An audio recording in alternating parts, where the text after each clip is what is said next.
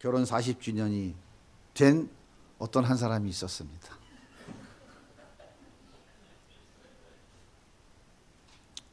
부족한 남편을 만나 40년 동안 얼마나 고생했겠어요. 고맙기도 하고 감사하기도 하고.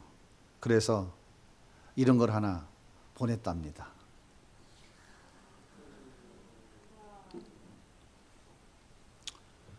저거를 받은 아내는 40년 만에 처음 있는 일이라고 무지 놀랬대요.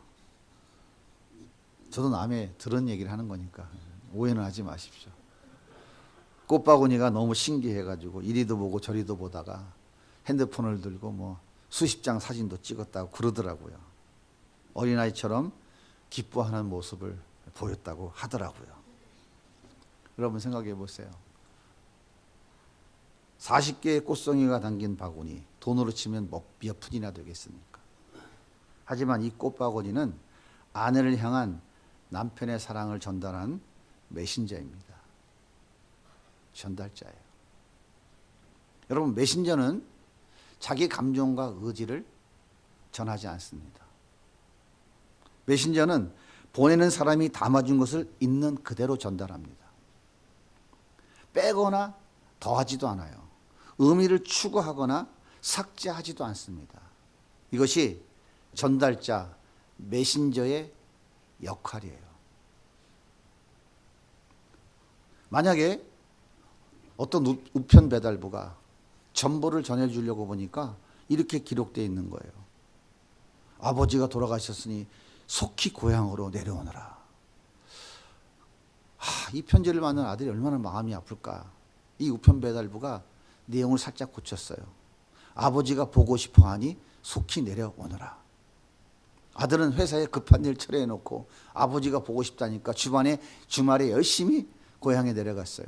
그랬더니 아버지 장례는 이미 다 끝났고 이 아들은 폐류나 불효자 낙인이 딱 찍혀 있었어요.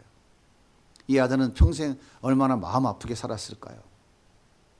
우편 배달부, 이 메신저의 어리석은 짓이 한 사람의 인생을 완전히 망가뜨리고 말았습니다. 예수님은 나는 저 이단을 모른다니까요. 저 이단의 개소를 모른다니까요. 부인하고 맹세하며 저주하고 도망간 제자들을 찾아오셨어요. 밤새도록 갈릴리에서 물고기 잡는 제자들을 바라보고 있었어요. 그들은 그물을 던질 때마다 허탕이었어요. 예수님은 여전히 사랑의 눈으로, 안타까운 눈으로 그들을 바라보고 계셨습니다. 밤새 한 마리도 잡지 못한 제자들에게 예수님이 물으셨어요. 얘들아, 많이 잡았니? 그 목소리 여전히 따뜻한 목소리예요. 제자들은 예수님인 줄 몰랐습니다. 지나가는 사람이 인사치레로 고기 많이 잡았어요? 그렇게 묻는 줄 알았어요. 그래서 퉁명스럽게 대답했어요. 없어요. 그때 예수님께서 배 오른편에 그물을 내려봐. 그럼 많이 잡힐 거야. 예수님은 여전히 그 목소리가 따뜻했어요. 애정이 가득했어요.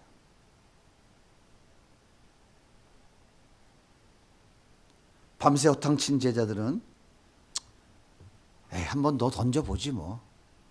밤새 허탕쳤는데 한 번 더 던진다고 뭐 손해볼 건 없잖아. 자포자기하는 심적으로 그물을 던졌어요. 그런데 그물에 물고기가 가득했습니다. 놀라운 일이 벌어졌어요. 이르시되 그물을 배 오른편에 던지라 그리하면 잡으리라 하시니 이에 던졌더니 물고기가 많아 그물을 들 수 없었더라. 바로 이때였어요. 요한의 목소리가 들려왔습니다. 베드로 형님, 예수님이에요. 예수님이에요. 그 순간 베드로는 물속으로 뛰어들어가서 예수님의 목소리가 들렸던 그 방향을 향하여 헤엄쳐가기 시작했습니다. 이때에 제자들은 작은 배를 끌고 가서 가득 담긴 그 그물을 육지로 끌고 오기 시작했어요. 그 사이에 예수님은 손수 준비해 오신 숯불에 떡과 생선을 따뜻하게 데워서 아침 밥상을 준비해 놓으셨습니다. 그리고 얘들아 밥 먹자 부르셨어요. 제자들은 예수님이 준비해 놓으신 밥상에 둘러 앉았습니다. 그런데 이상하게 밥을 안 먹어요. 그냥 꿀 먹은 벙어리처럼 밥상에 둘러 앉아서 고개를 푹 숙이고 그렇게 앉아 있는 거예요.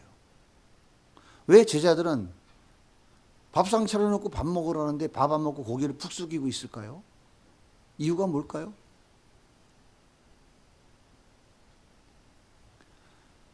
아담의 허리에서 나온 모든 인간들은 뼛속 깊이 각인된 진리가 있어요.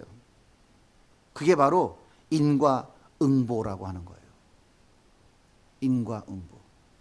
죄를 지었으면 반드시 벌을 받아야 된다는 거예요. 그래서 제자들은 밥 먹는 것보다 예수님께 벌 받는 것이 먼저라고 생각하고 있었던 거예요. 야, 이 못된 놈들아, 이 배신자들아, 3년 동안 생사를 같이 했는데 너희들이 이럴 수 있어? 너 베드로, 너 뭐라고 그랬어? 감옥에도 같이 가고 죽는 자리에도 같이 간다고? 그런데 나를 저주하며 부인하고 도망가? 이 천하의 나쁜 놈아.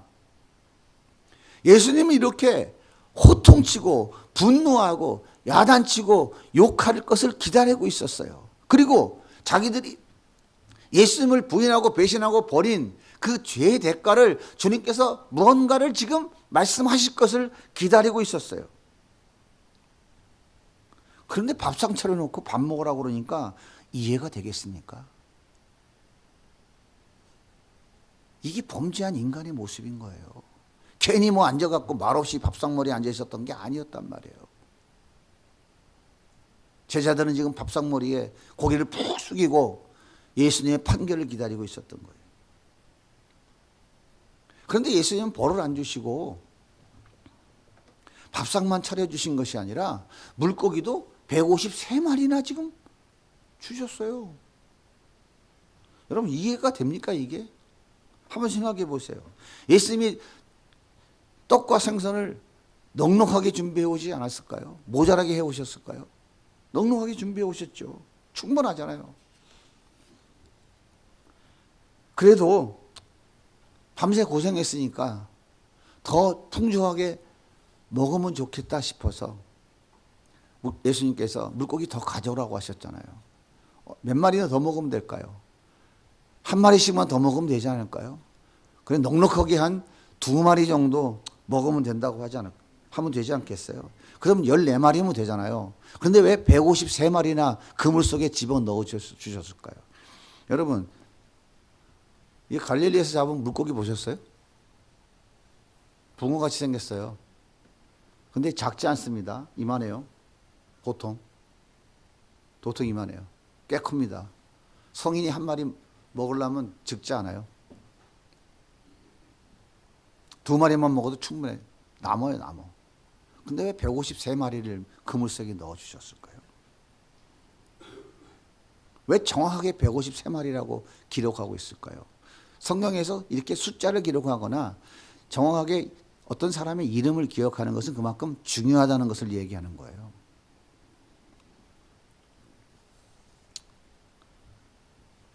이렇게 묻고 싶은 분이 혹시 계실지 모르겠어요. 목사님, 낚시로 잡는 것도 아니고 그물 던지는데 어떻게 꼭 14마리만 정확하게 맞춥니까? 혹시 따지고 싶으신 분이 혹시 있을지 모르겠는데요. 예수님은요, 우리 머리털도 세시는 분이에요. 그분은 전능하신 분입니다. 그분이 마음먹으면 13마리면 13마리만 그물에 담으실 수 있는 분이에요. 그렇게 믿으십니까? 근데 그분이 왜 금을 가득히 담으셨을까요? 근데 그 가득히 담은 숫자가 153마리라니까요.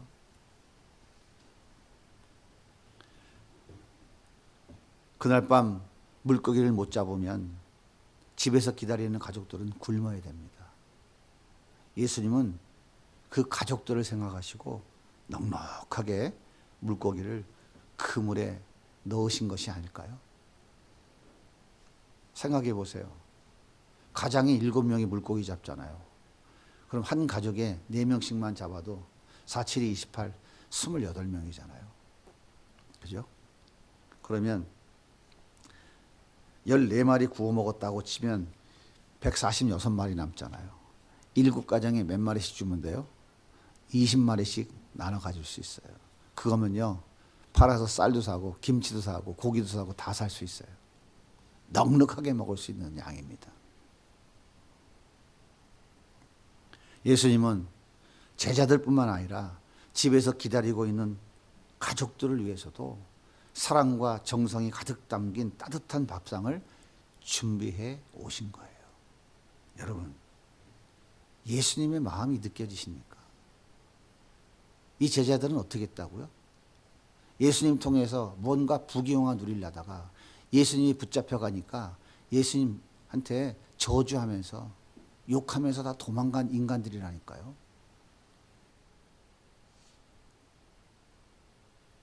배신자라니까요.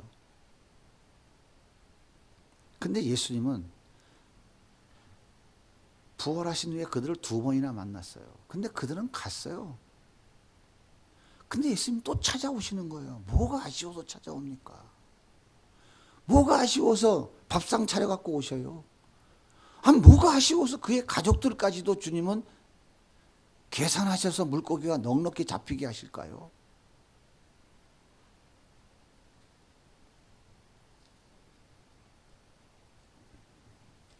예수님이 가져오신 이 밥상에는 어떤 의미가 담겨 있을까요? 얘들아, 난 너희들을 책망하거나 벌주러 온 것이 아니야. 벌주러 왔으면 예수님 뭐 들고 와야 돼요? 야구 빵망이 들고 오든지 뭐 쇠파이프를 들고 오든지 뭘 들고 와야 될 거 아니에요. 회초리를 들고 오든지. 근데 예수님 왜 밥상을 들고 오냐고요. 밥은 어떤 사람하고 먹습니까? 예? 옆에 분들 한번 둘러보세요. 고개 들고. 누구랑 밥 먹고 싶을 거예요? 누구랑? 예? 누구랑 밥 먹고 싶어요? 한번 고개 돌려보세요. 아유, 저 인간은 이래서 안 되고, 저 인간은 이래서 안 되고, 아유, 저 인간하고 밥을 먹냐? 내가 혼자서 혼밥하지. 따져보세요. 밥은 어떤 사람하고 먹습니까? 왼수랑 먹어요? 밥은 왼수랑 먹으면 치해서 큰일 납니다. 가장 친한 사람, 가장 사랑하는 사람하고 밥을 먹으면서 교제하는 거 아니에요? 주일날 왜 코로나에 밥을 먹어요? 그 무슨 만용을 부리는 겁니까? 왜 예배 끝나면 올라가서 식사해요? 왜 식사하러 가는데 붙잡고 같이 가서 밥 먹자 그럽니까? 예배의 끝은 성도의 교제예요. 근데 왜 하필이면 밥을 먹어? 밥은 친한 사람하고 먹는다니까요. 밥은 사랑하는 사람하고 먹는 거예요. 밥을 먹으면서 마음을 나누고 교제하는 거예요. 이게 성도의 교제인 거예요. 예수님이 이 땅에 오신 것은, 예수님이 밥상을 차려오신 의미는 뭐냐면, 난 너희들을 책망하려고 벌 주러 온 게 아니야. 난 너희들을 여전히 사랑하고 있어. 예수님이 한없는 그 용서와 회복, 사랑의 마음을 가득 담아 주신 거예요. 그러니까 제자들은 밥상머리에서 혼나야 되는데, 인과응보에 쩔어 있는데, 야단 맞아야 되는데, 야단은 안 치고 가장 사랑하는 사람이, 가장 친한 사람하고 같이 밥 먹는 맛있는 따뜻한 밥상을 차려왔으니 도저히 이해가 되겠어요? 얼마나 마음이 답답하고 컬컬했겠어요? 얼마나 불안했겠어요? 그게 예수님이라고요. 그게 예수님의 마음이라니까요. 예수를 믿는다는 사람들이 예수님의 이 마음도 모르고 무슨 예수를 믿는다는 거예요, 도대체. 날 위해서 어느 날 그분이 십자가에 죽으셨대. 그거 믿으면 난 천국 간대. 오케이, 땡큐. 난 그러면 지옥 가는 것보다 천국 가는 게 나니까 난 천국 가는 티켓은 따놨어. 그럼 나는 이제 잘 먹고 잘 살아야지. 예수님의 마음을 모르니까, 예수님이 얼마나 우리를 사랑하는지 모르니까 예수 때문에 제자들처럼 부귀영화 누릴 것만 생각하고 있는 거예요. 그게 예수 믿는 사람입니까? 그게 예수가 있는 사람이에요? 예수님이 이 땅에 왜 오셨습니까? 범죄한 우리를 심판하러 오셨습니까? 인간과의 대가를 집행하러 오셨습니까? 아니에요. 예수님은 하나님의 사랑을 전하기 위해서 우리에게 오신 메신저예요.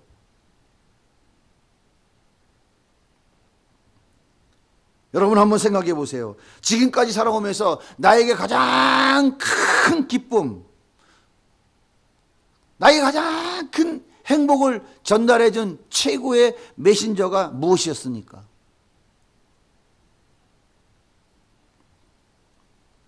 당신의 청혼을 받아들이겠습니다. 내민 손 잡아준 아내였나요? 그건 아닌 것 같아요.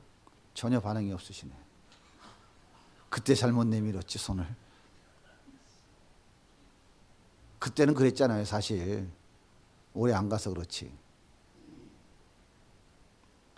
대한민국 최고 조hon대학의 합격 통지서, 대한민국 최고 기업의 합격 통지서, 그런 거였나요?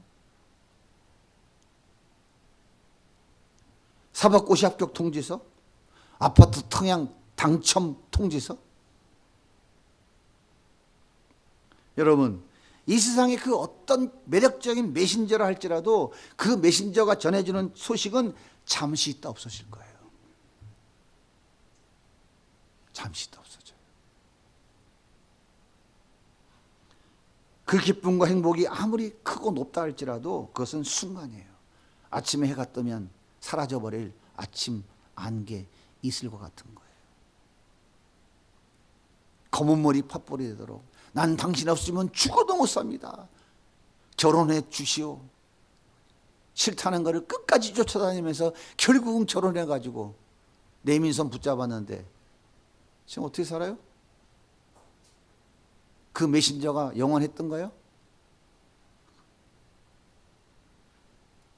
그래서 이 세상의 것들은 영원한 게 하나도 없는 거예요. 우리에게 가장 큰 기쁨, 가장 큰 행복, 영원한 소식을 가지고 오신 메신저가 있습니다. 그분은 이 땅의 소식이 아니라 하늘의 소식을 가져오신 분이에요. 그분이 누구입니까? 그분이 예수님이라니까요. 예수님이 그렇게 시시한 분인가요, 여러분? 예수님을 모르니까 예수가 시시한 거요. 예수님이 가져온 소식이 뭡니까? 요한복음 3장 16절 여러분 다 잘 외우시죠? 한번 해볼까요? 하나님이 세상을 이처럼 사랑하사 독생자를 주셨으니 이는 그를 믿는 자마다 멸망치 않고 영생을 얻게 하려 하십니다. 자기 이름을 한번 놓고 해보세요. 자기 이름을 놓고.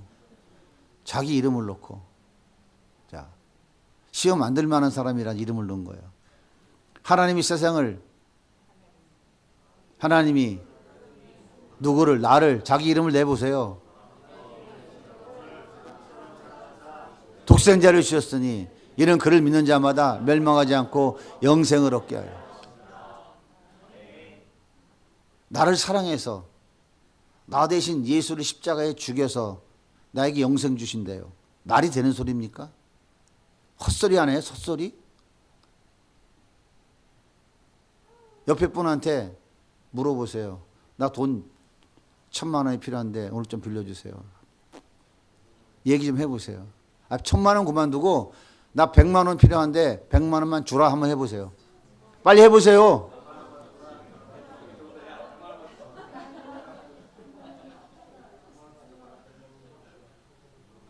문희자 집사님 100만 원만 주세요.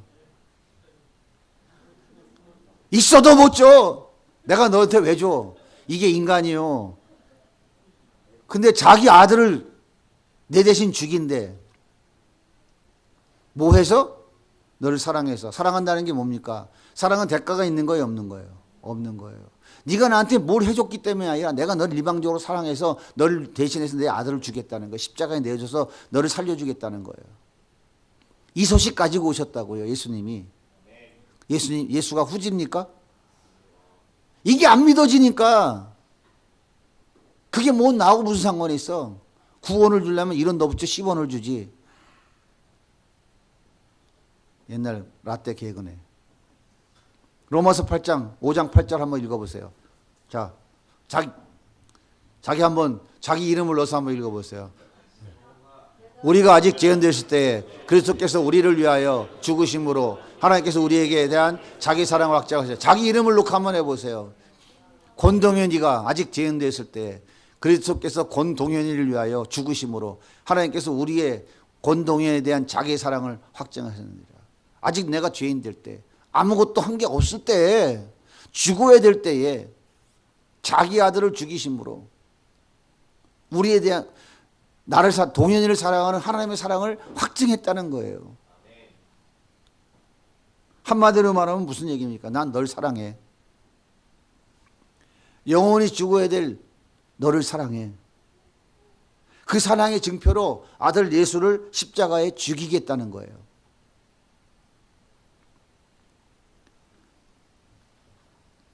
난 널 사랑해. 그래서 내 아들 예수를 너 대신 십자가에 죽일 거야.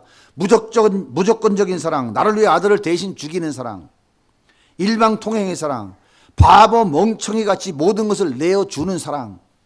이 사랑을 전달하기 위해서 하늘에서 오신 메신저가 예수님이에요. 맞다고 껌뻑껌뻑하면서 박수를 치잖아요, 지금 하늘에서.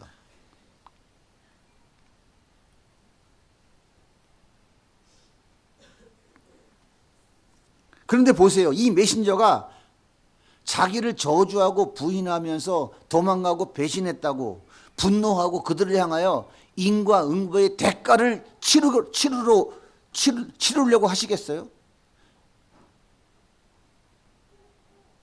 나에게 의리를 배신하고 나에게 욕하고 네가 뭔데 그래 하고 도망갔다고 배신했다고 그 메신저인 예수님이 그 제자들을 향하여 분노하며 죽여버리겠다고 총칼을 드시겠어요?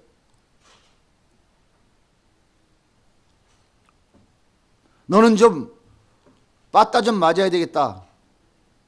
야구방망이로 치실까요? 갈릴리에서 물고기 잡고 있으니까 너는 좀 맞아야 되겠다. 이러고 하고 다리를 거꾸로 들고서 물에다 푹 담갔다 뺐다 이거 하시겠어요?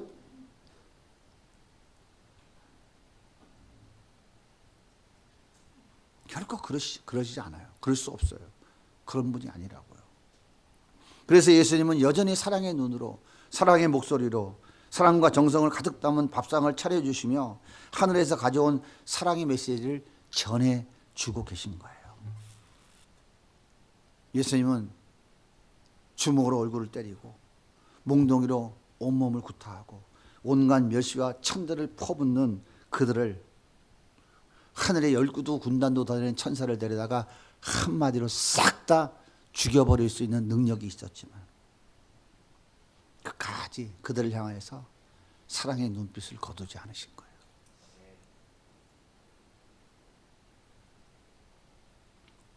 십자가에 저희 손과 발에 대목 받는 자들을 옆구리에 창을 찔러 물과 피를 흘리게 하는 그 처절한 고통을 준 자들을 여전히 사랑의 눈으로 바라보시면서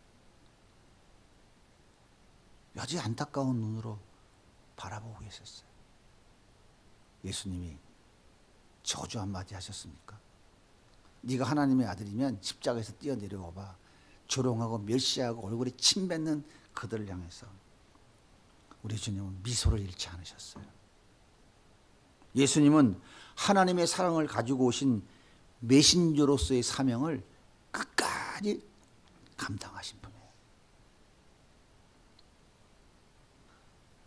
여러분은 이 예수님의 사랑을 지금도 받고 계십니까? 예수님의 그 사랑을 지금도 원하고 계십니까? 이 사랑이 너무 귀해서 그 사랑에 매여 살고 계십니까?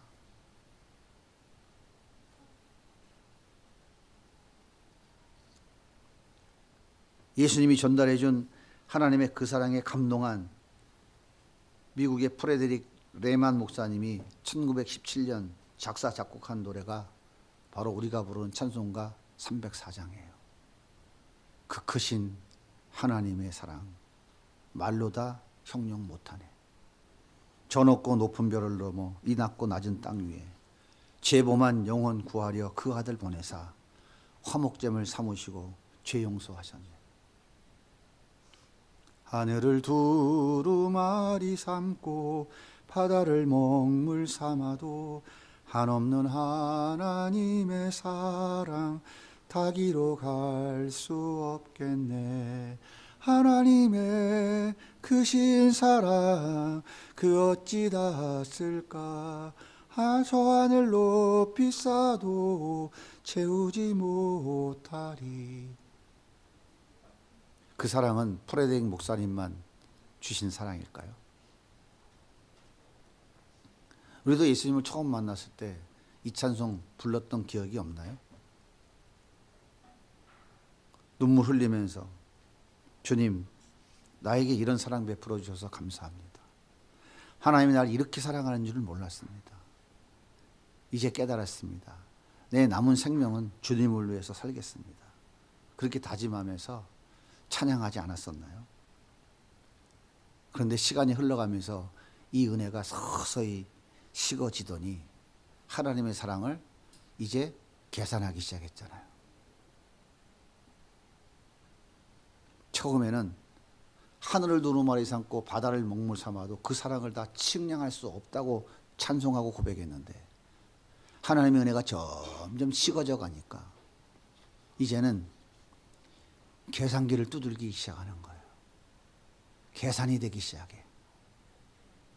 이거는 하나님의 사랑인 것 같고 이거는 아닌 것 같고. 내가 왜 손해봐야 되지? 왜 나는 억울한 일을 당하며 살아야 되지? 왜 나만 손해봐야 돼? 내가 바보야? 더 이상 바보짓은 못해. 어느새 내가 내 인생의 주인 되어 하나님을 찬양하는 것이 아니라 내가 쌓아놓은 돈을 자랑하고 명예와 권세를 자랑하고 똑똑한 인간으로 변해버린 거예요. 예수님을 처음 만났을 때는 그 사랑이 너무 감격해서 그렇게 잘 두들기던 계산기가 다 고장나갖고 두들겨도 이게 계산이 안 되던데 이제 그 은혜가 그 사랑이 점점 바래지기 시작하니까 계산기가 잘 작동이 되기 시작하는 거야. 너무 잘 돼. 요즘은 AI야. 그냥 막 말로만 해도 다 답을 막 줘.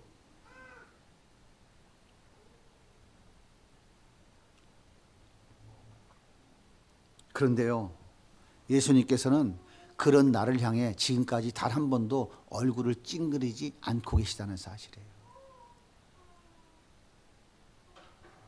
분노의 얼굴, 분노의 눈으로 나를 바라보신 적이 단 한 번도 없으시다는 사실이에요. 언제나 사랑의 눈으로 바라보시고 사랑의 목소리로 불러주시고 때를 따라 사랑의 밥상을 차려서 우리의 필요를 다 채워주셨어요. 한순간도 사랑의 메신저로서의 역할을 잃어버린 적이 없으셨습니다. 여러분, 예수님의 이 마음이 보이십니까? 예수님이 이 마음을 아세요?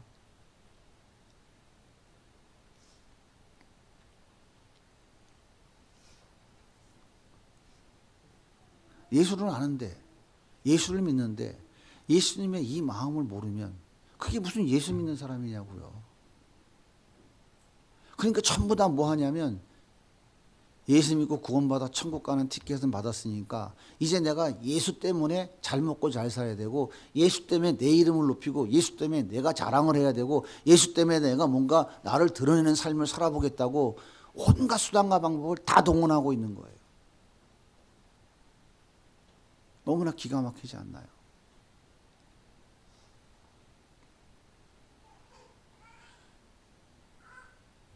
예수님께서 제자들을 배불리 먹이신 후에 이렇게 묻습니다. 오늘 15절에 보면 그들이 조반 먹은 후에 예수께서 시몬 베드로에게 이르시되 요한의 아들 시몬아 내가 이 사람들보다 나를 더 사랑하느냐 하시니 이르시되 주님 그러하나이다. 내가 주님을 사랑하는 줄 주님께서 아시나이다. 이르시되 내 양을 먹이라. 베드로야, 내가 너를 얼마나 사랑하는지 알겠니? 그러면 너는 이 사람들보다 나를 더 사랑하니? 그때 베드로가 대답했어요. 내가 주님을 사랑하는 거, 이 사람들보다 더 사랑하는 거 주님 아시잖아요. 주님을 부인하고 저주하고 떠난 이 사람들보다 각자 도생하려고 함께 여기서 지금 금을 던지는 이 사람들보다 내가 더 주님을 사랑한다고 베드로가 대답하고 있는 거예요. 그랬더니 예수님께서 뭐라고 그래요? 내 양을 먹이라 그래요. 내 양을 먹이라. 두 번째 또다시 물으셨어요. 그랬더니 베드로가 주님 아시잖아요. 제가 주님을 사랑하는 줄 주님 아시잖아요. 그랬더니 예수님이 또 똑같이 대답하세요. 내 양을 치라. 그리고 세 번째 다시 물으셨어요. 같이 한번 읽어볼까요? 세 번째 이르시되 요한의 아들 시몬아 내가 나를 사랑하느냐.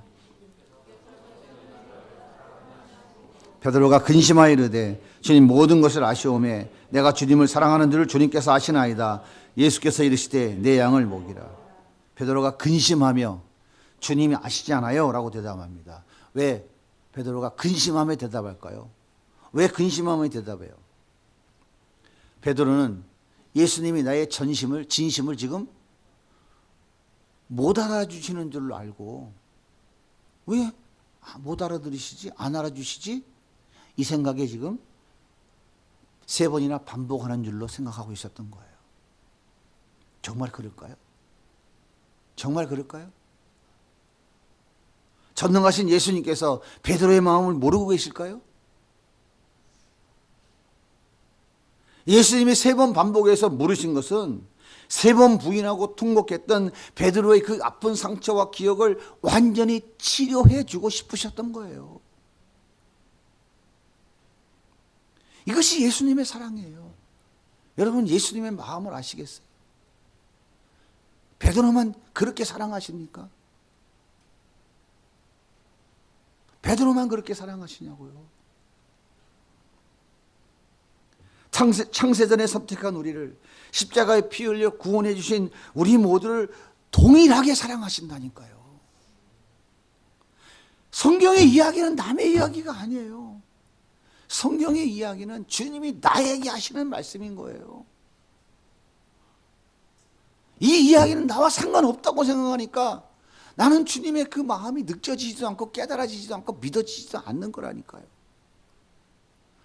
하나님의 말씀이 생명같이 느껴지고 저 말씀이 나에게 주는 생명의 말씀이라고 믿음으로 받으면 그 은혜가 너무너무 크고 놀라울 텐데 내 귀에 재밌게 들리고 좀 돈이 될 것 같고 뭐 좀 위로가 될 것 같은 이야기는 아멘 할렐루야 수요가 나오는데 예수님의 마음은 안 느껴지는 거야. 우리 주님이 얼마나 울고 계실까요? 정말 남편이 아내를 사랑하는데 그 사랑하는 마음을 아내가 못 알아주면 남편의 마음이 죽을까요? 속상할까요? 예? 말을 거꾸로 했나? 아내가 남편을 정말 사랑하는데 남편이 몰라주면 아내가 마음이 속상할까요? 안 상할까요? 여자가 많다고 대답 몇 사람 더 하시네. 주님의 마음은 얼마나 안타까우시겠어요. 그런데 중요한 사실은 그래도 우리 주님은 분노하지 않으신다는 거예요. 여전히 사랑하신다는 거예요. 왼수 같은 놈들에게 가장 사랑의 표현인 밥상 차려 들고 오시는 분이라니까요. 남편이 미우면 맛있는 밥상 차려가지고 여보 식사하세요 하고 밥상 좀 차려갖고 가보세요. 그럼 싸움이 되겠어요 안 되겠어요? 에이, 저 왼수한테 밥상을 내가 차려주냐? 니나 처먹어라. 그럼 맨날 싸워야지 뭐. 원리는 똑같은 거예요. 걔도 애기들이 왜 우는지 아세요? 예? 예. 자기만 사랑해달라는 거예요. 내 뜻대로 해달라는 거거든요. 이게 인간이에요.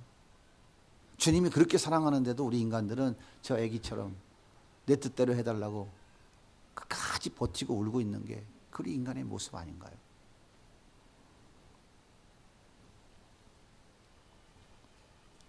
예수님은 세 번 부인하고 통곡하며 울던 그 상처와 아픔 때문에 예수님 두 번 만났지만 예수님을 볼 면목이 없었어요. 그래서 갈릴리까지 도망갔어. 예수님은 베드로의 마음을 너무 잘 아시는 거예요. 그러니까 세 번 물으시는 거예요. 그의 상처를 다 회복시켜 주시고 그 아픔의 기억들을 다 지워주시는 거예요. 여러분,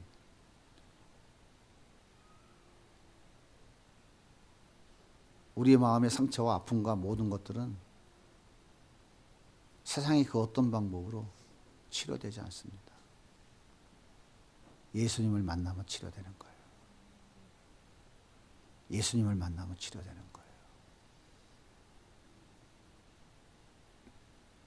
품성학교 가면 애들이 품성이 바뀔 것 같습니까? 예? 바뀔 것 같아요? 안 바뀔 것 같아요? 제가 우스갯소리 여러 번 했죠? 예?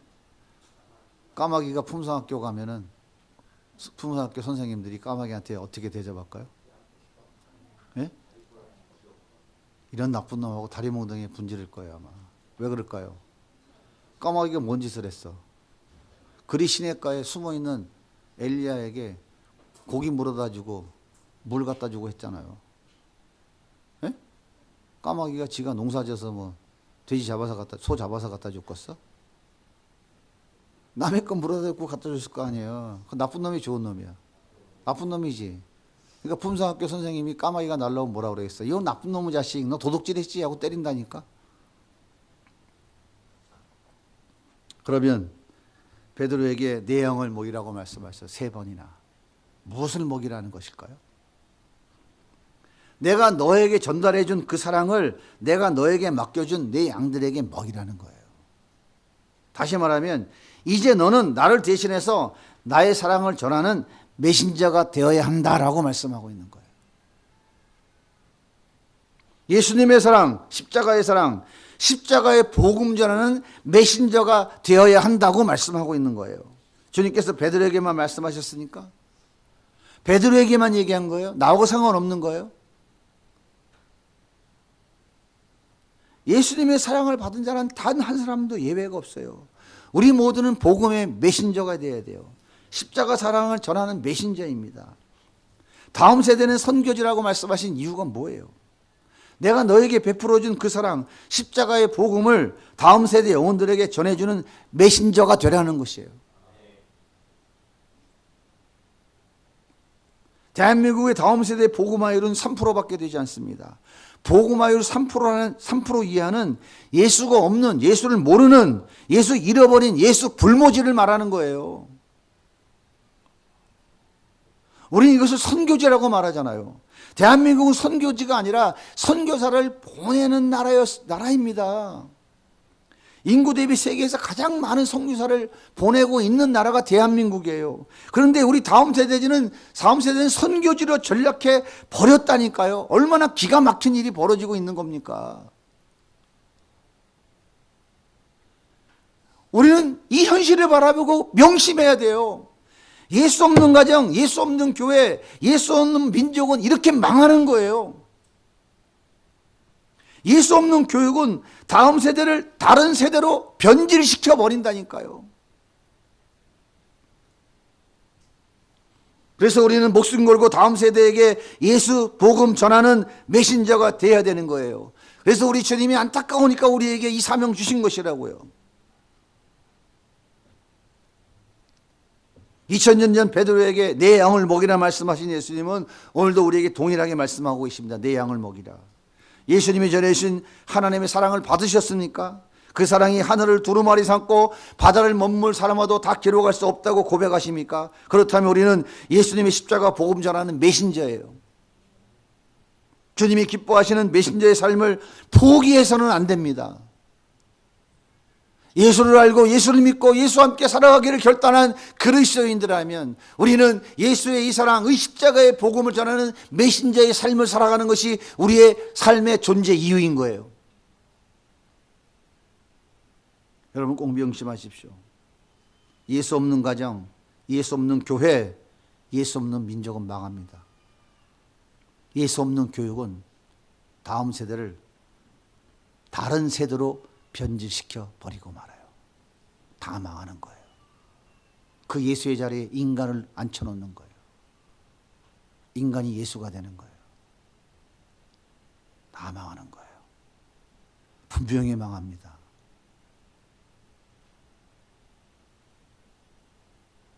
힘들고 지치고 때로 바보같이 생각될 수가 있어요.